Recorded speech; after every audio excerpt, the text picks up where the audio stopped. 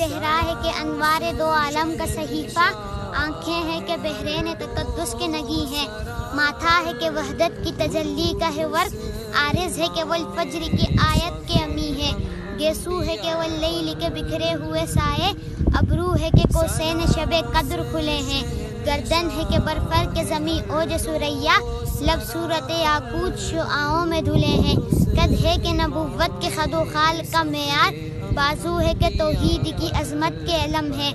سینہ ہے کہ رمز دل ہستی کا خزینہ، پلکیں ہیں کہ الفاظ رخ لوح و قلم ہے، باتیں ہیں کہ طوبا کی چٹکتی ہوئی کلیاں، لہجہ ہے کہ یزداں کی زباں بول رہی ہے، خطبے ہیں کہ ساون کے امنٹے ہوئے بادل، قرأت ہے کہ اسرار جہاں کھول رہی ہے،